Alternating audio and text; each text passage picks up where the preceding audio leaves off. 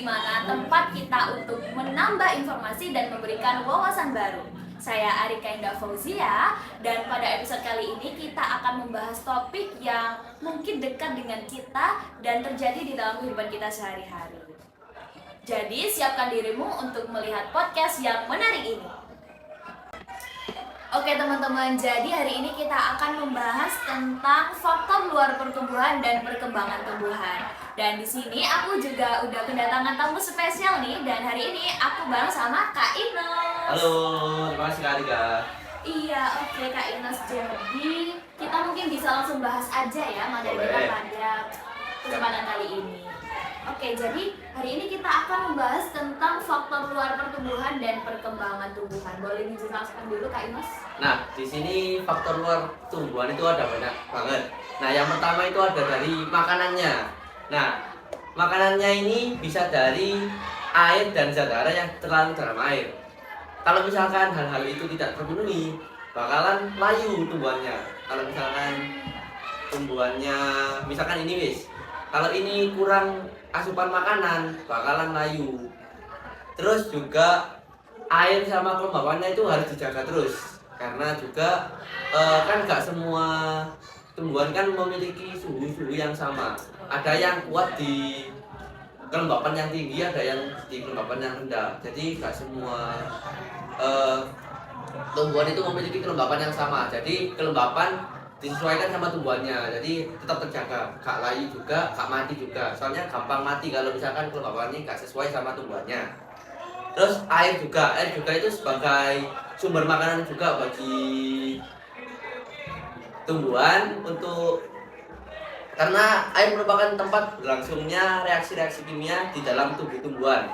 Tanpa air, reaksi kimia di dalam sel tidak dapat berlangsung. Nah, jadi kalau misalkan nggak ada air, di sini sel-sel di tumbuhan ini nggak akan bekerja dengan secara maksimal agar bisa tumbuh buah-buahan atau tumbuh bunga, itu nggak akan bisa.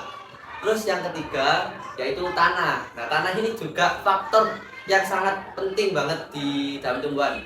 Karena ya misalkan padi atau gambas atau dan lain sebagainya itu kalau misalkan itu rentan, kalau misalkan tanah di sana agak jelek itu bakal mati total. Jadi pasti petani-petani atau yang mempunyai perkebunan yang harus disiapkan yang pertama lahan dan tanah yang cocok untuk tumbuh-tumbuhannya. Lalu yang terakhir yang paling penting lagi yaitu suhu. Nah, suhu di sini tuh berperan penting karena untuk menjaga kelembapannya tadi. Kalau misalkan kelembapannya tinggi, berarti kan suhunya kan nggak normal kan. Berarti ada kenaikan dan penurunan suhu. Nah itu sebenarnya suhu ini kurang baik buat pertumbuhan dan perkembangan tumbuhan. Nah misalkan juga kalau padi atau lain-lain, kalau musim panas kan kering kan. Nah itu bisa salah satu contoh juga kalau suhu itu sangat berperan penting dalam pertumbuhan dan perkembangan tumbuhan. Itu. Oke, dari beberapa hal-hal yang udah kita bahas tadi, kan di sebelumnya kita udah spoiler nih sama teman-teman podcast lainnya. Jadi ada beberapa pertanyaan dari mereka yang mereka akan ajukan ke Kak Ines sekarang.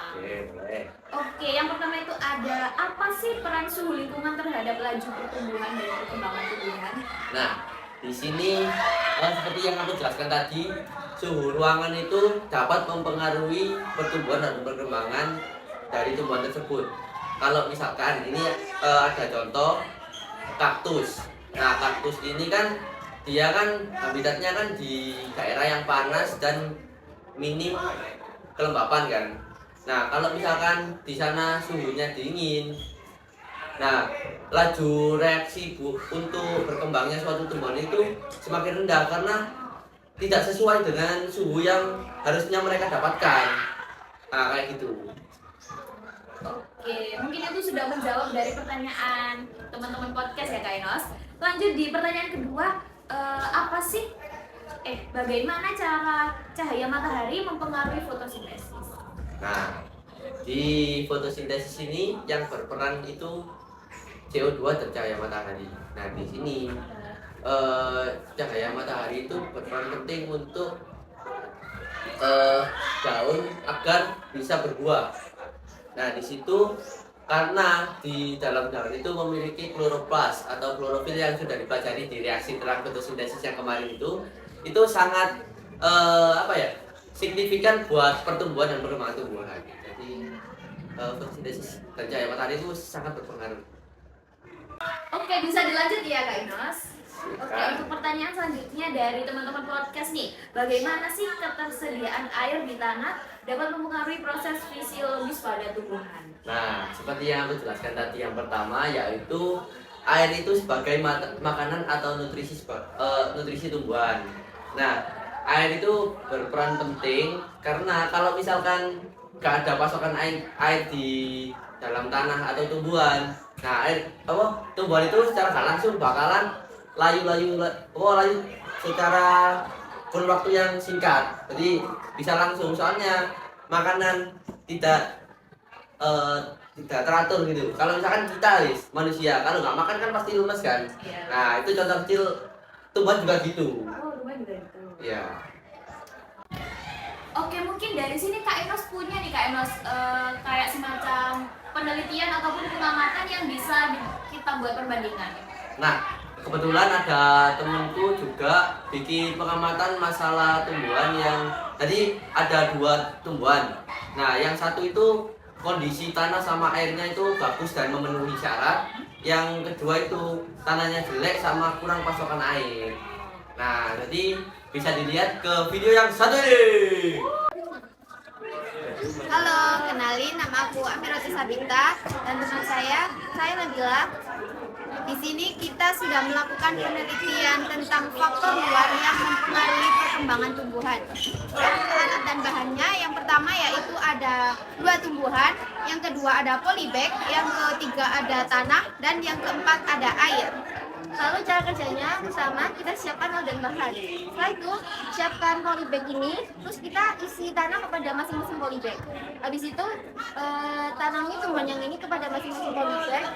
Tumbuhan yang pertama kita siram air setiap harinya, sedangkan tumbuhan yang kedua kita nggak siram air. Nah, perbandingannya dapat dilihat bahwa tumbuhan pertama mengalami perkembangan yang sangat baik dan pertumbuhan yang pada tumbuhan kedua mengalami pertumbuhan yang kurang baik. Ya. Jadi kesimpulannya, air dan tanah itu sangat penting bagi proses pertumbuhan dan perkembangan tumbuhan. Terima kasih. Kembali kepada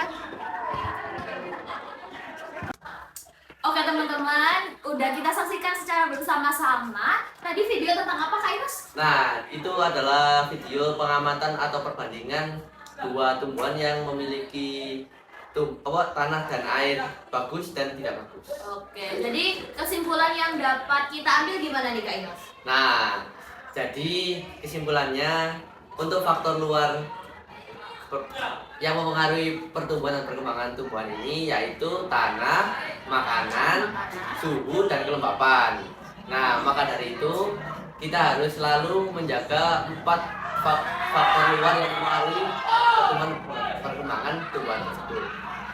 Oke teman-teman, mungkin ini sudah menginspirasi dan memberikan wawasan baru untuk kalian semua. Dan terima kasih juga buat Kak Inos udah Terima kasih, sharing-sharing Alia. tentang faktor luar pertumbuhan dan perkembangan pada tumbuhan. Oke teman-teman, jadi podcast kita cukup pada episode kali ini dan sampai jumpa di episode selanjutnya.